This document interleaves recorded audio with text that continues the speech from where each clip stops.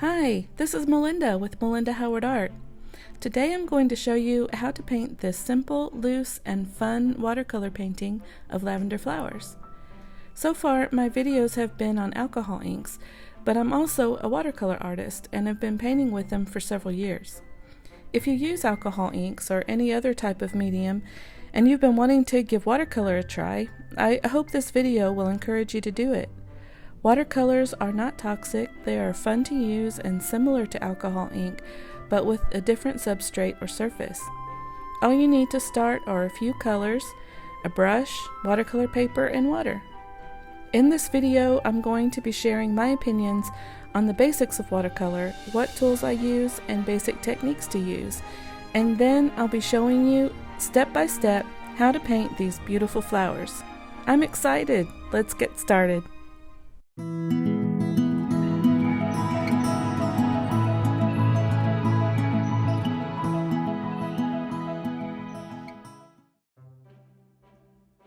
So I want to go over a few of the tools that I use when I paint with watercolor. First of all, I want to talk about watercolor itself. And these are just my opinions. There's so many watercolor artists out there that have their favorites, and they have different reasons for liking different brands. Every brand of watercolor has its own properties and work differently on different substrates. So you kind of have to experiment. There's really not a super brand that everybody thinks is the very best. Everybody has their own opinions about which they prefer, depending on what works the best for their style. For me, I've tried several brands, and my very favorite that I tend to want to use every time, and I feel works best with my style, is a brand called Daniel Smith. It's my very favorite, and that's what this brand is here. But you don't have to start with this brand if you don't want to spend a lot of money to start out. My very first palette that I ever used was a Winsor Newton small palette that I got at Joann's. It wasn't very expensive at all, and it was a wonderful palette to start out with.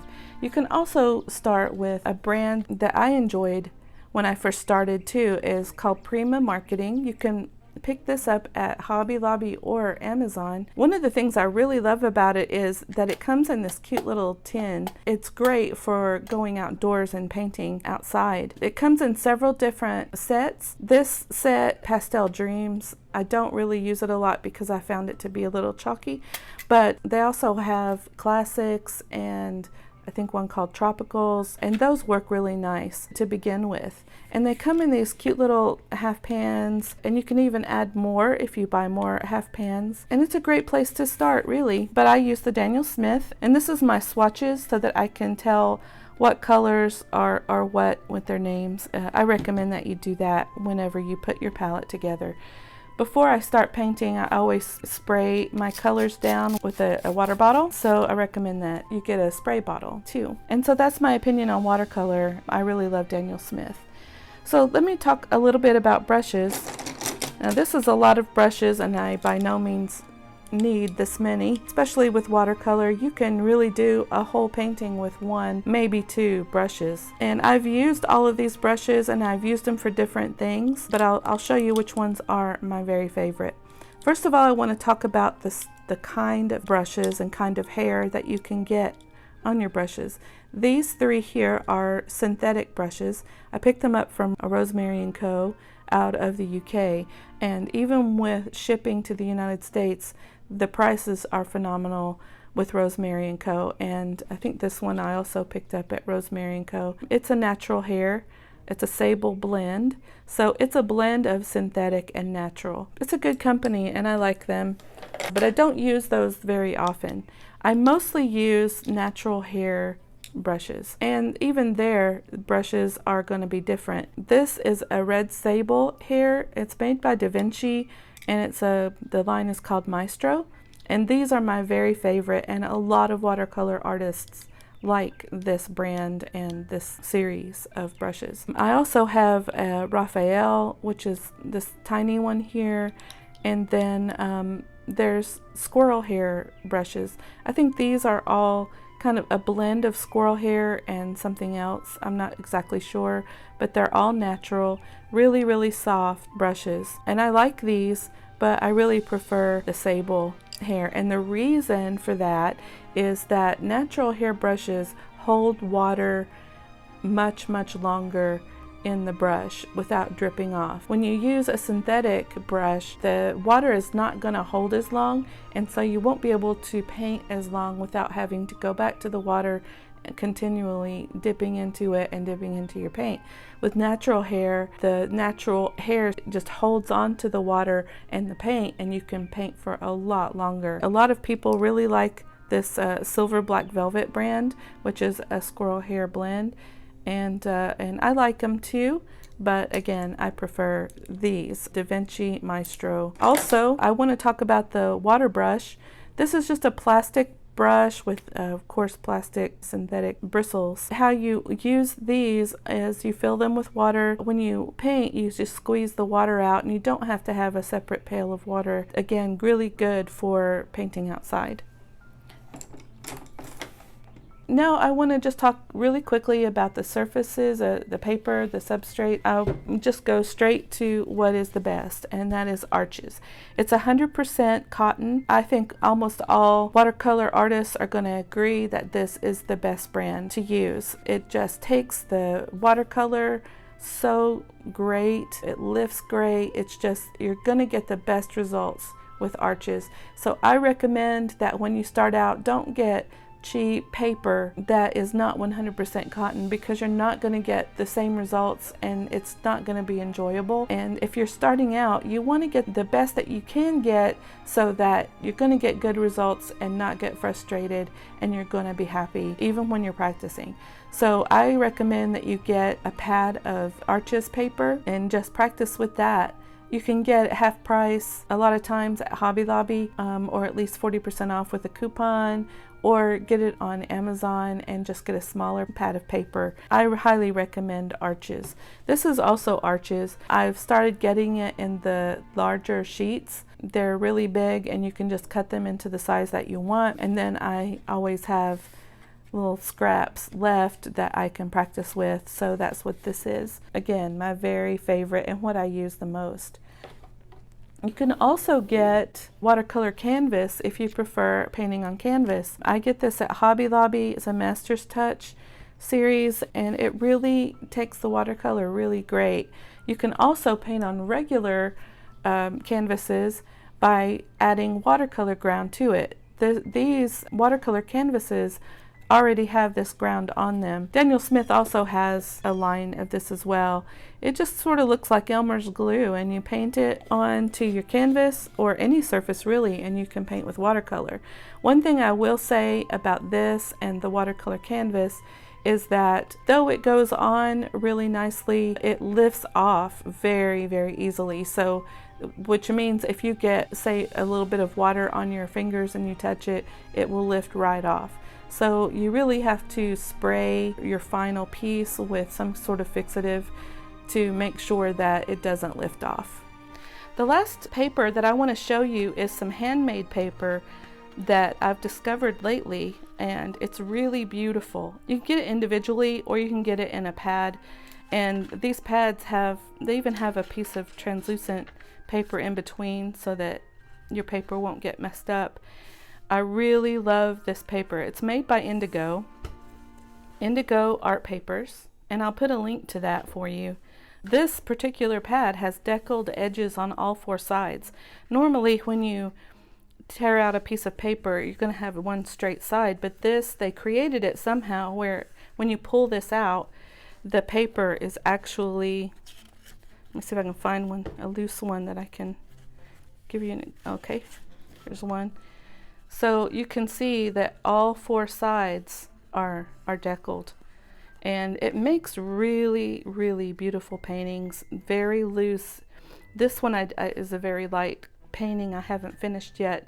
I need to layer some more on top of it, but It's just really, really gorgeous, and I'm going to use that today to show you how to paint. Those are just a few of my opinions and a few of my tools that I use with watercolor, and it's basically all that you need. All you need is your watercolor, your brush, your substrate, and some water, and you're ready to go. Before we get started on our painting, I want to go over just a few techniques that I will be showing you during the course of the painting. Whenever I practice, I want to practice on the good paper as well, because I want to see exactly what kind of results I'm going to be getting. First of all, I want to show you what is called wet and wet technique. Wet and wet is where you have wet paper, whether you have painted with some wet paint or just used water at the beginning of your painting. So I'm going to add a little bit of water to my swatch of paper here, and I'm just going to take a color. Of course, this color is one of my favorites. It's called Sleeping Beauty Turquoise by Daniel Smith. And now that my paper is wet and kind of glistening, I don't know if you can see that, it's kind of glistening wet, I'm going to touch my paint to that wet paper, and I'm not going to go all the way to the edge of the water. And the reason that I do that is so that the edges of what I'm painting stays nice and soft. If I wanted to have a hard line, I can go all the way to the past where the water is, and there I have a hard line of watercolor. You can see the difference here and the hard edge compared to here where it's really soft. You can also soften edges where you have a hard line by just getting water on your brush, not too much, and just simply going over the edge. One warning that I would give is that if you have way more wetness on your brush than the paint is wet on your paper, it will cause a bloom. And what that is a back run of color. I'll show you what I mean by that. This is still pretty wet, but if my brush is a lot wetter than the paint is on my paper, and I touch it, it's going to cause some issues. It's going to push paint away from where the water has started, and it's going to cause this bloom, is what they call it. If you are trying to paint and you keep getting this happening, that is why. It's because the wetness on your brush is much wetter than the paint is on your paper. I think that depending on what you're painting, it's really nice to have a combination of hard edges and soft edges. And so here you see there's a hard edge here, there's a soft edge here. In a lot of paintings, that makes a really nice looking way of using watercolor, and that's one of the cool things about watercolor. So another way to do wet and wet, let's say I have this color. This is one of my very favorite colors. It's called Rose of Ultramarine. So right now I'm painting wet and dry. The paper is not wet, it's completely dry, so of course all the edges are going to be hard. I'm going to take another color. I'm going to use Ultramarine, since Ultramarine is already in this color. Now I don't want it too wet, because why? Because it will bloom. And I don't really want it to bloom, I just want to blend these colors together while it's still wet. So I'm adding some wet and wet from one color to another color and letting them blend on my paper, which is a very cool look. Now let's get even a different color. So I'm going to get this teal, and I'm going to add it to this color as well.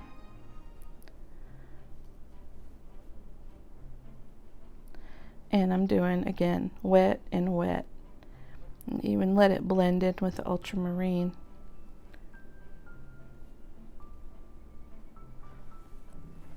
Another thing I want to show you is if I'm painting something and I want the colors not to blend, but I want to paint something next to something that's already painted, I'm going to wait until it's dry. And if I don't, when I paint it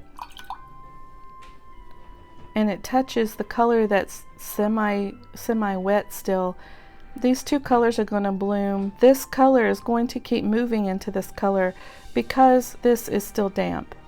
It may be something that you want to happen, but if not, it's going to cause you some issues. So always make sure that your colors are completely dry before you paint another color on top. And one way you can tell if it's dry is touch it with the back of your hand, and if it feels cold, then it's not dry enough. What I want to show you is another term, which is layering. A lot of times, because watercolor is transparent, you can layer another color on top and even change the color a bit. But you have to make sure that the color that you're painting on top of is absolutely completely dry. So I'm going to show you this example. I was just practicing some loose flowers yesterday, and so this is totally dry. So I want to show you how you can layer color on top of another color. Let's go ahead and use this Sleeping Beauty turquoise again.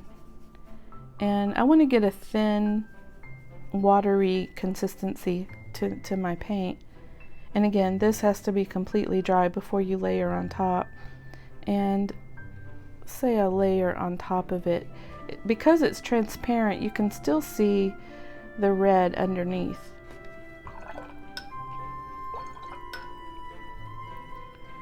And so it's changing the color.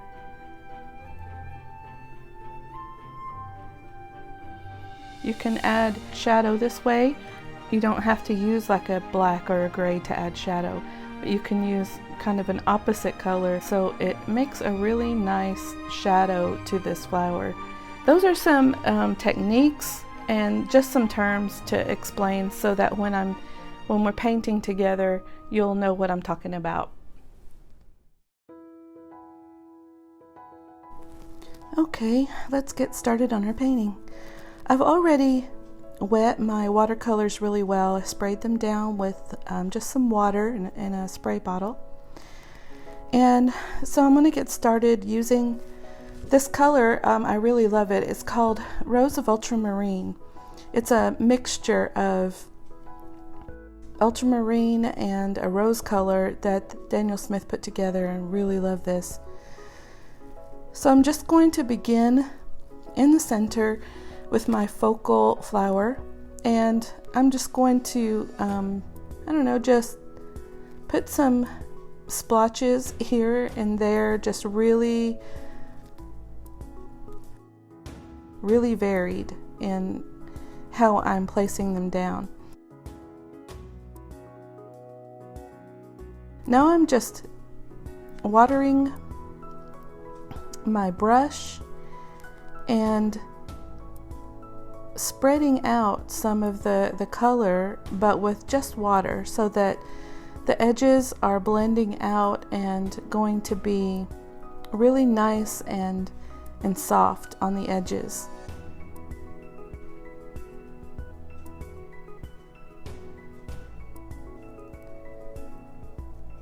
And again, this is the center flower. It's going to be the focus of the painting. And I'm just basically using water and kind of spreading out the color so that I can have real soft edges around the edges. Now I'm going to add some Carbazole violet, and while my paint is still damp, still wet, and I'm just adding it to the very center of the flower so that I can give the flower some dimension. And doing the same thing, I rinsed off my brush, and now I'm spreading out some of the color and blending it so that it's nice and soft on the edges of the flower. And if you'll notice, I left a lot of white space in the center, just some negative spaces to give it also some dimension, as if you're looking through the flower to light behind it. Now let's add another flower over here to the right, and I'm going to do the exact same thing. I'm just randomly adding some just little touches of the Rose of Ultramarine and giving it kind of the shape that I want and the placement that I want on the composition. And now again, I'm wetting my brush and just blending it out to the edges of the flower so that I have some softness on the edges and darkness in the center, and that gives it its shape. And try to be as random as possible. Like, don't make anything perfect or it won't feel loose and free and just fun. So here I am putting more of the purple color. Again, it's called, and I don't even know if I'm saying it right, but it's Carbazole Violet, made by Daniel Smith. Really love this color. And of course I'll link to all these colors in my description box so that if you want to find them on Amazon, you can. Alright, now I'm just going to put another one here on the left of the first flower, and this time I kind of drew it out in the middle. I want to make sure that I'm getting the right shape and the right position of this one, and I'm just going to run it right into the middle one.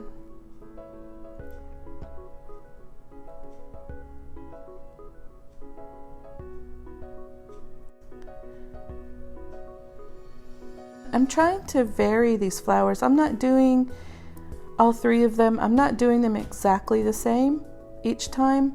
I'm putting a little more of this color, a little less maybe of the purple on this one. And in nature, flowers are all similar, but they're not exactly the same. So we want to do the same thing in this loose painting. We just want to make them as random and different to each other without making them too different that you can't tell, they're the same flower. So again, I'm blending out the edges and adding the purple to the middle.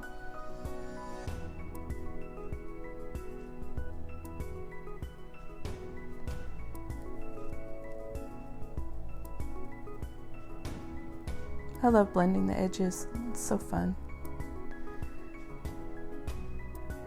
And one thing I also want to mention, I don't know if you've already noticed it, but as the watercolor starts to dry, it really fades back a little bit. With watercolor, it's always darker when you first put it on. So keep that in mind as you're painting these flowers, that the first layer is going to be light, and then you're going to layer on top of it to give it more definition and a brighter color.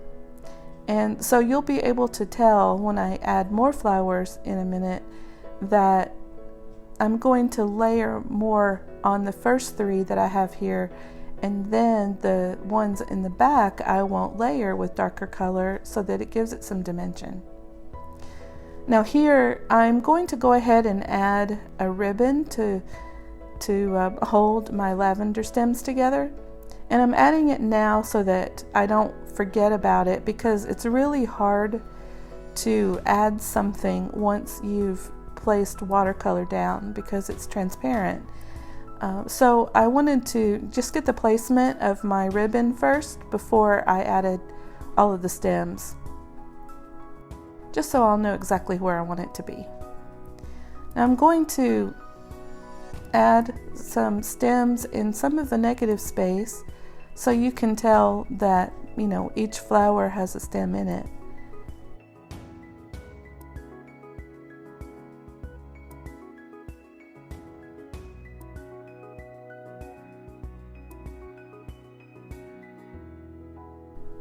I don't want to do too much because it will just kind of spread out into my flower.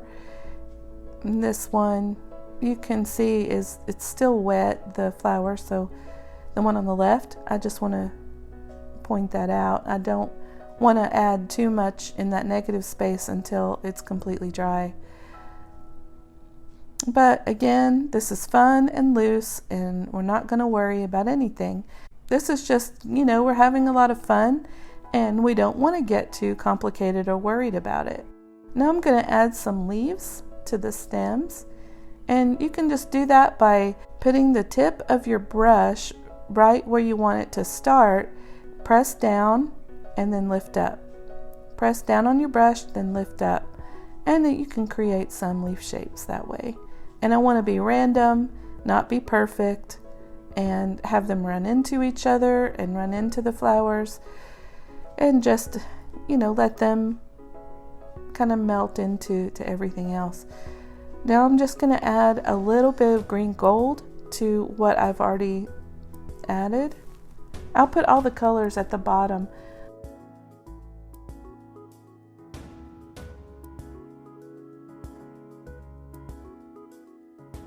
Now I'm going to go back to the flowers. Now that the ones that I've already laid down are semi-dry, I'm adding these, and I'm going to make them a little smaller, a little lighter, just so that it gives it dimension and it feels like they're in the back of this bunch of flowers.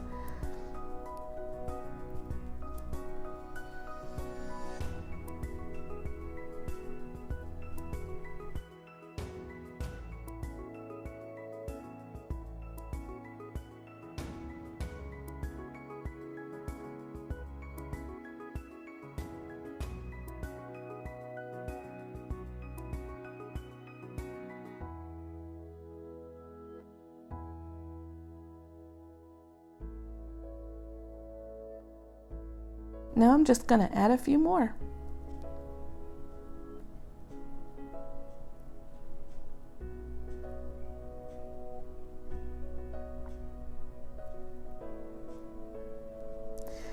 I'm putting this middle one that's in the back, I'm making it much lighter. I have a lot more water and a lot less paint on my brush, just so I can make a little bit lighter stems toward the back here.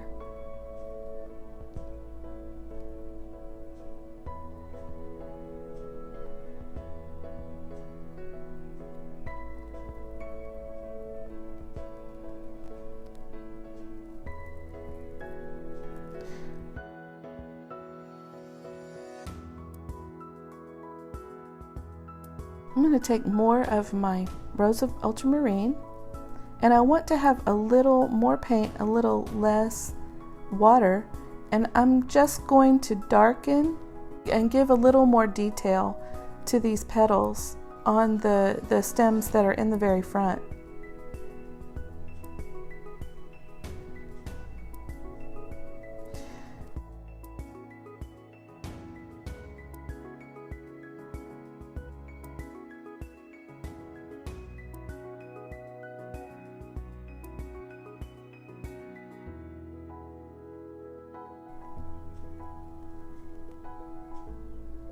I'm going to do this deepening of the color and layering on just the front stems of flowers, so that the ones in the back kind of look like they're behind.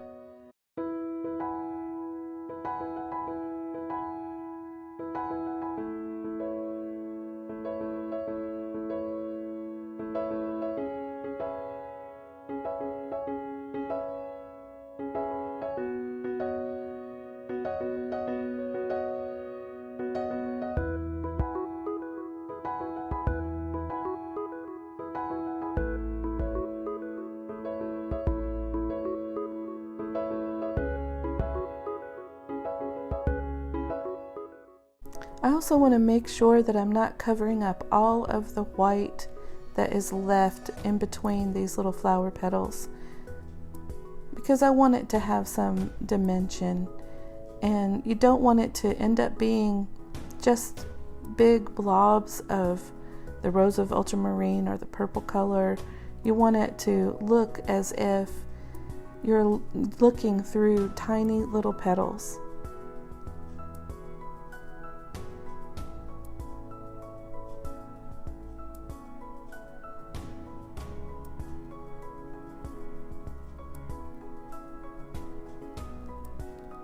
And just let your hand wriggle, just let your hand move back and forth free, and just, don't worry about trying to to paint, specific little petals on your flowers. You're just putting spots pretty much, and you're just putting them in an order that makes it work to look like flowers.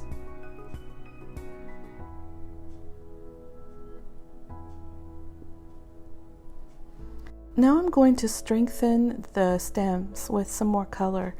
I'm using a color called Raw Umber, and I'm kind of mixing it with rich green gold to give it a little bit darker natural color.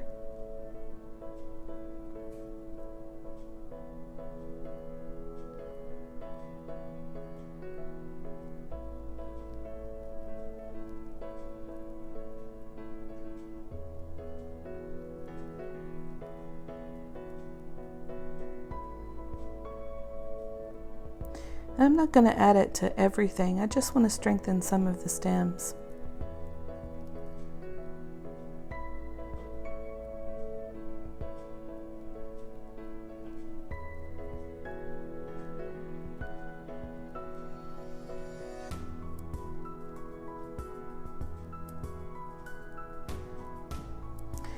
And now I'm going to make my ribbon a little bit darker.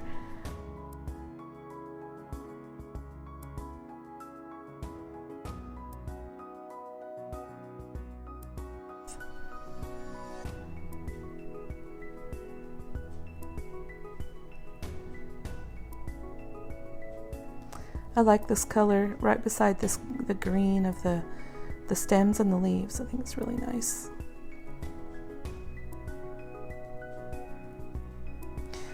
And now what I want to do is show you how to add some splotches to the painting. I'm getting my bigger brush again, and what I'm going to do is just load my paintbrush up as much as possible with paint and water to get just the right consistency. I'm going to get a scrap piece of paper so I can show you how I'm going to do it. And this is really scary to do at first, so just practice it. And I'm just going to let it splash onto the page. And I'm just kind of jerking my hand, and I've done this a lot, I've practiced a lot, so I know exactly where it's going to go. Well, not exactly, but I kind of know where it's going to go. So do a lot of practicing at first. I'm going to add some ultramarine because this color that I love, this rose of ultramarine, has ultramarine in it, so the color harmony will be really nice. And I don't splash all over the page. I just pick a couple of spots, either 2 or 3 places that I want to add these splashes. And now I'm getting a semi-wet, semi-dry brush and kind of coaxing some of these spots to move together, because I think it'll look really beautiful, and I don't want all the spots being the exact same size. So I'm just kind of coaxing some of these together, especially 2 of the colors together. It looks really nice.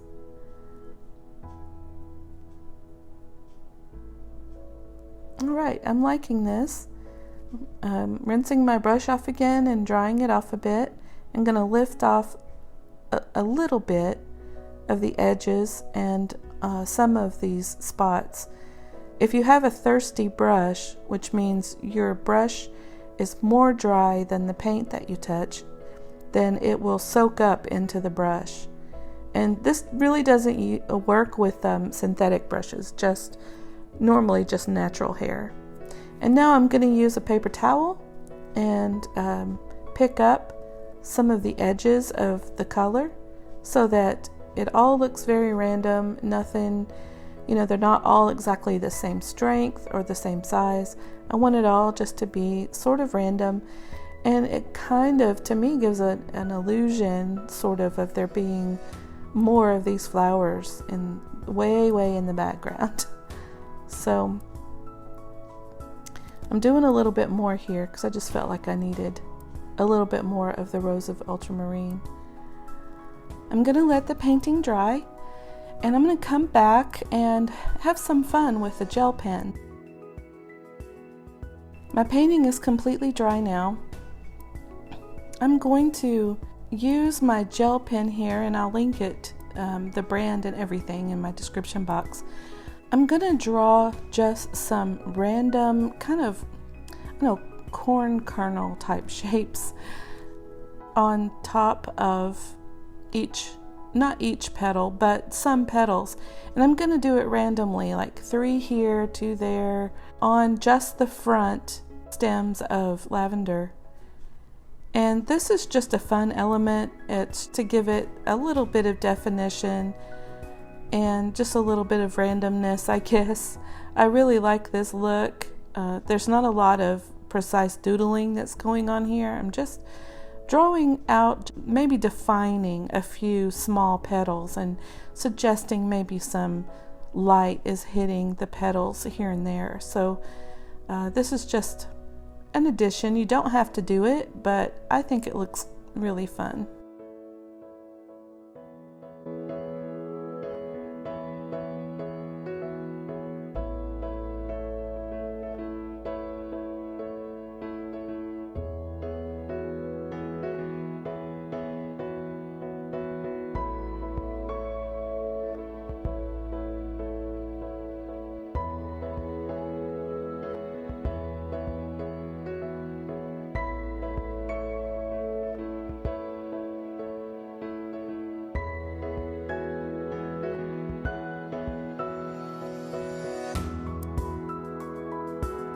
And I'm just going to add a few just quick squiggle lines here on my stems and leaves, and on the ribbon as well.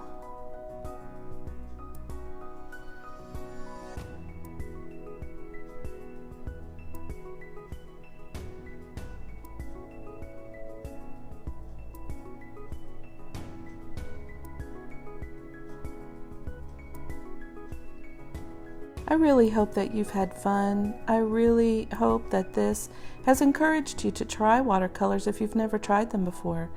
And if you have, and you just want to know how you can paint a little looser and have a little more fun with it, maybe this has helped you and encouraged you as well.